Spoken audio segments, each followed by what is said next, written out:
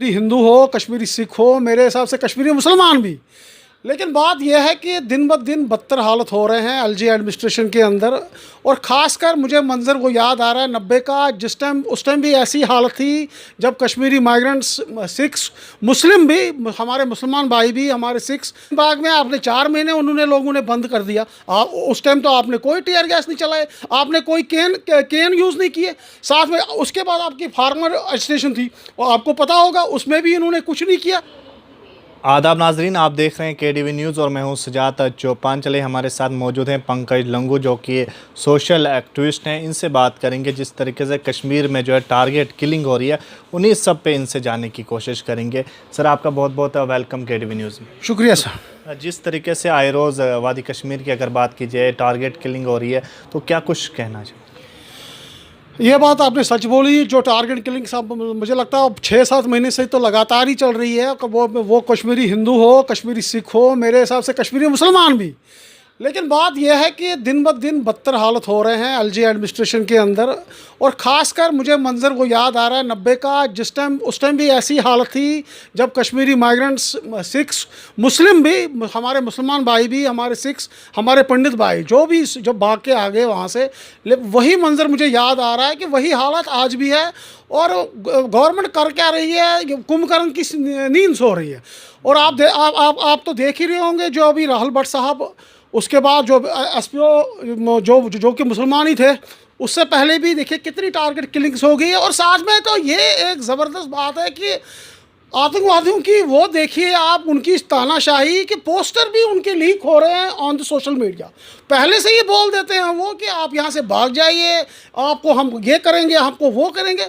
तो मैं ये कहना चाहता हूँ आपके माध्यम से, राहुल भट्ट की अगर बात की जाए, एक तहसील ऑफिस में वो काम कर रहे थे, आपको क्या कुछ लग रहा है किस तरीके से ये लैप्स माना जा रहा है? यही बात मैं आपको कह रहा था कि देखिए राहुल भट्ट साहब जो कि एक तहसील ऑफिस में काम कर रहा था, लेकिन एक विडम्बना की बात यह है कि देखिए उनका नाम बोल के अंदर लोग, मतलब आतंकवादी घुस जाते हैं और उन पर गोलियां बरसाते हैं। सबसे पहले मैं आपको ये भी कहना चाहता हूँ कि कुछ दूरी पे तो वहाँ पे आपका ये पुलिस थाना भी है, तो पुलिस कहाँ सोई है? और सबसे पहले तो चेकिंग होनी चाहिए थी। और इनके नाम से जो इनको बुलाया गया, तो मतलब क्या नहीं कि वो अंदर से ही कोई मुझे मसला लग रहा है। और मैं तो ये कहता हूँ कि सरकार से कि इसकी एक जाँच होनी चाहिए। अब तो इन्होंने सिट भी बिठा दिया है, लेकिन मैं इससे तब भी मैं ये मानता नहीं हूँ। एक हाई लेवल कमेटी बिठानी चाहिए कि क्या कारण थे कि उनको पहले से ही सब कुछ पता है और कमरा तक उनको पता है कि कहाँ पर राहुल साहब बैठे हैं और उन पे गोलियां मारी गई। वहीं आपने भी नाराज़गी जताई और एहतजाज भी किया इंतज़ामिया के ख़िलाफ़ और सरकार के ख़िलाफ़। कहीं ना कहीं पुलिस की तरफ से लगातार लाठीचार्ज भी की, टायर गैस का भी इस्तेमाल किया गया, और उसके बाद इंतज़ामिया ये कह रही है कि हम इस पे जो है कार्रवाई कर रहे हैं। ये क्यों हुआ?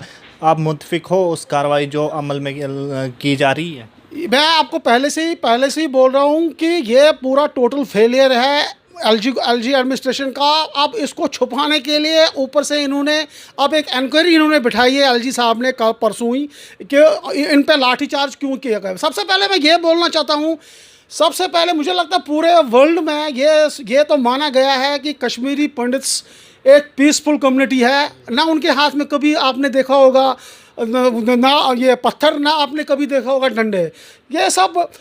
इसीलिए मैं ये कहना चाहता हूँ कि इसकी एक जांच होनी चाहिए ज़बरदस्त कि इन पे टीयर गैस क्यों चलाए गए। और टीयर गैस आपने चलाए तो किस बेसिस पे? आपने इससे पहले भी आपने शाहीन बाग में आपने 4 महीने उन्होंने लोगों ने बंद कर दिया। आप उस टाइम तो आपने कोई टीयर गैस नहीं चलाए, आपने कोई केन यूज़ नहीं किए। साथ में उसके बाद आपकी फार्मर एजिटेशन थी और आपको पता होगा उसमें भी इन्होंने कुछ नहीं किया। तो इन पीसफुल पीपल पे आपने क्यों ये चीज़ें की? तो मैं तो एलजी एडमिनिस्ट्रेशन से ये चाहता हूं कि ये टीयर गैस छोड़िए और सब कुछ छोड़िए। सबसे पहले हाई लेवल कमेटी बिठाइए और इसकी जांच होनी चाहिए कि ये चीज़ें कैसे होगी और उनके घर को इंसाफ मिले। वहीं अब जो है अलग अलग जगहों पर जो है पोस्टर भी लगाए गए हैं, तो क्या किसी मैं आपको यही बोल रहा हूँ कि हालात मुझे लग रहा है जैसे पूरे 90 के हैं। उस टाइम भी ऐसे ही हालात थे, पोस्टर लगे हुए थे, किताबों पे लिखा जा रहा था, मस्जिदों से लाउड स्पीकर से बड़े बड़े नारे लगते थे कि यहाँ से भाग जाओ। सेम हालात वैसे ही है। मैं तो ये कहता हूँ आपके चैनल के माध्यम से इसकी जाँच छानबीन हो। सबसे पहले ये अपलोड कैसे होते हैं, उनका IP एड्रेस निकाला जाए। सबसे पहले ये निकलते कैसे हैं। ये जो आप बात कह रहे हैं तो इस पे तो मैंने आपको पहले दिन से ही बोल रहा हूँ कि ये सब झूठे वादे हैं, खोखले वादे हैं। कोई अमन नहीं है। आप देख रहे हैं कि दिन ब दिन हर रोज़ टारगेट किलिंग्स हो रही है। मैं टारगेट किलिंग्स की बात नहीं कर रहा हूँ, सिक्योरिटी फोर्सेस को भी निशाना बनाया जा रहा है। तो सिक्योरिटी कहाँ है? मैं तो कहता हूँ सिक्योरिटी लैब्स है। सबसे पहले तो एक जांच हो, पूरे स्टेट में सिक्योरिटी फेलियर है। सबसे पहले ये जांच हो कि ये मतलब मसला है तो है कहाँ पर, इन्फिल्ट्रेशन हो रही है तो कहाँ से हो रही है। अब तो मैं ये भी कहता हूँ कि जम्मू भी नहीं बचा हुआ है। अभी आपने देखा सुंजवा में अटैक हुआ, आपके सिदरा रोड पर एक शल बरामद की गई। उसके बाद आपको वो 2 आतंकवादी मार गिराए गए सुंजवा में। अच्छा, अभी ये बस का भी जो कांड हुआ है कि जिसमें वो आग लगी थी, तो उसमें भी NSI टीम जो आई थी वो कह रही है कि क्या पता आतंकवादियों का कोई हाथ ना हो। अभी प्रूव नहीं हुआ है, लेकिन तो ये हो क्या रहा है। तो इसलिए मैं कहता हूँ इसकी एक निष्पक्ष जांच हो और सिक्योरिटी को टाइट किया जाए, खासकर माइनॉरिटीज़ के लिए जो कि कश्मीर में काम करते हैं।